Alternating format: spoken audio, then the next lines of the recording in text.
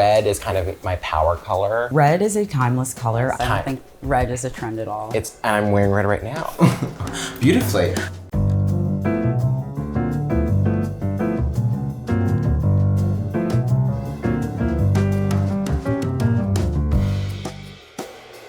So in the studio this morning, we have Jalil Johnson, who is the writer of the Substack Consider Yourself Cultured, and a personal stylist and fashion journalist. Welcome to the studio. Thank you so much, Ashley, for having me. I'm so excited. Oh, amazing. So Jalil, tell me a little bit about yourself and how you discovered Don't Let Disco. Originally, I'm from Hurt, Virginia, H-U-R-T, Hurt, Virginia. And I moved here about 7 years ago to go to school. I went to NYU. I was also working in the fashion industry, so I started my career mainly in styling. Okay. And it wasn't until about 3 years ago where I entered into the retail space. And I found Don't Let Disco through Jess Graves, who is a... Shout out to Jess. Shout out to Jess. Shout out to the Love List. Yeah, so I think we've been chatting on Instagram. I absolutely love your style. I think it's really cool and unique. Because you are new to Don't Let Disco, do you know that it's actually a play on words? Yes, actually. So in preparation for this, I went back and watched the prior Disco Duets. And as everyone kept on saying, don't let this go, I was like, oh, don't let this go. Yeah, don't let this go. And so Disco Duets is one of the ways in which we make use of our surplus material. So based on the colors that you told me that you loved and the textures and materials, I pulled what existing materials we had in the studio. So we've got some freshwater pearls.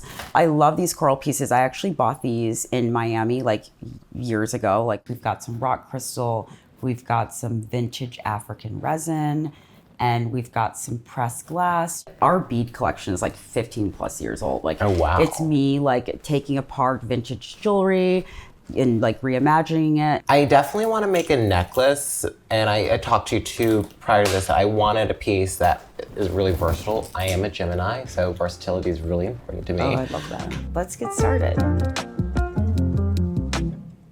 Okay, so tell me more. You were working in retail and then you became a stylist. Is that a normal pipeline from retail to styling? So in my case, I was on a job for Saks, and that's where I met my future boss, well, former boss, Rupal Patel. Okay. And so I just graduated and she said I needed an assistant. You should apply. I applied and I got the job. I think in this day and age, there is a lot of transition from like a freelance to a corporate setting. And I've even heard of people in the more editorial world going to retail because of the financial gain. What's something that you think people would be surprised to know about styling? That it's a lot of physical work. Like my earliest memories of getting into the styling world was just being on the subway with a lot of garment bags.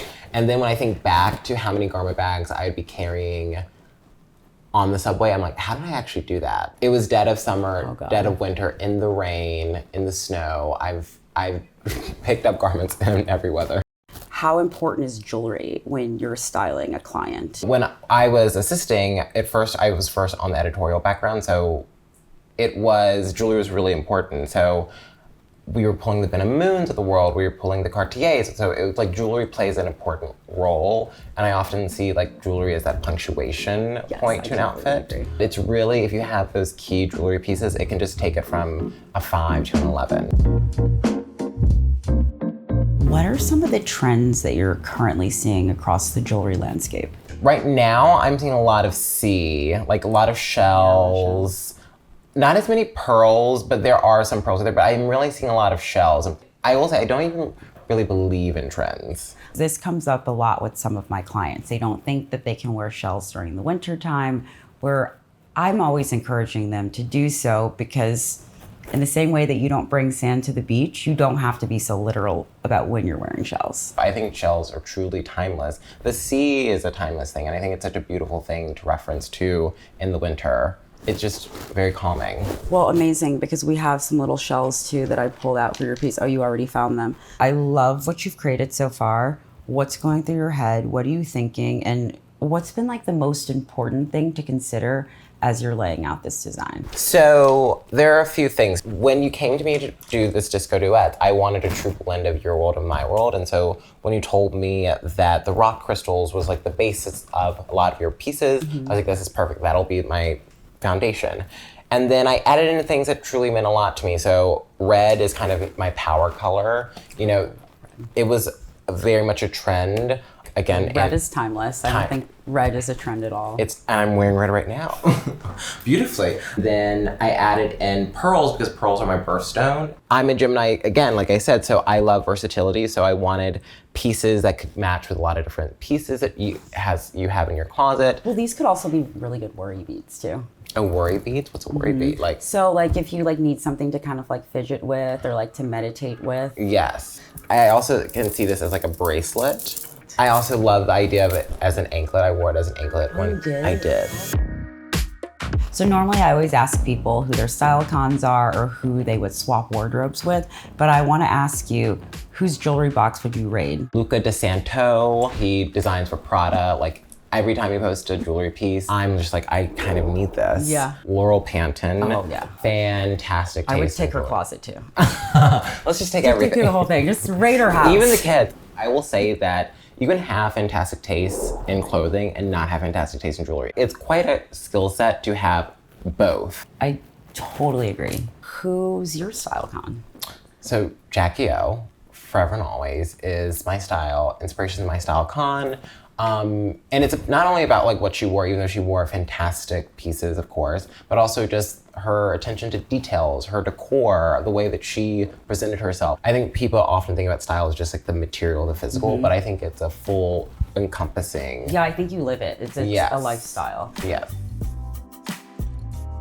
Your apartment's burning. You can only bring one thing. What are you bringing? And did you bring it here today? I did bring it. Good. So I bought this piece in 2019. This was back when I was assisting for Departures magazine. Okay. And I was assisting the former fashion director, Melissa Ventosa Martin. And we had a shoot with the Girl of the North Country cast, which used the music of Bob Dylan. And so the theme of the shoot was all like boho, prairie, that kind of look and feel. And so I actually had to go to a vintage store. This is from Stella Dallas. Okay. And I had to buy pieces for the shoot. This is so incredible. And I saw this piece hanging up, and I must say that I selfishly bought it with the intent of keeping. And so I remember when we were cleaning up everything and packing up things and getting ready to return items, I was like, oh, is it possible for me to keep this vest? And you don't have to pay me back for it. She's like, no, just keep it, think of it as a gift. I'll even throw it on really quick. What are your thoughts on gatekeeping? I think it's important. Say more. So for instance, I have a new series on my Substack called Lunch Break. Okay. And my first guest was Sydney Udendell, who's an esthetician. And I asked her about her scent. And well, she told me off mic, but she wouldn't tell the audience. And I thought that was so genius, especially in this day and age where information is just at your fingertips. It kind of feels almost retro to have to like actually learn and search for something. What's something that everyone's wardrobe needs? I think that everyone truly needs a well-fitting pair of jeans. Even, I call jeans kind of like my sweatpants. When I'm running errands or if I don't know what to wear, I go to jeans because it's like a safe bet. Like you can look very put together in just a pair of jeans, but they need to fit you properly. I think the person has to choose their own adventure, but they can't look like you're drowning in them. Okay. Like there's a way to do oversized jeans and look still chic, and I think it's all about the waist. Have you ever had jeans tailored? I have. Stop it. Did Ornella tailor them for you? No. I recently bought a pair of jeans, and I'm thinking I'm gonna have to take them to her because the legs are too long. I mean, yeah, she works magic. She's amazing. She saved a dress for me. Jalil, I love this piece that you've made. I'm really proud of it. I think you should be proud of it too. It'll be available for purchase on don'tletdisco.com, but tell the people where they can find more of you. Well, first, thank you so much for having me. And so people can find me on Instagram. So it's my name, Jalil, Jalil Johnson. And then you can also find me on Substack at Consider Yourself Cultured. Amazing. Well, thank you for joining us in the studio. All right, thank you.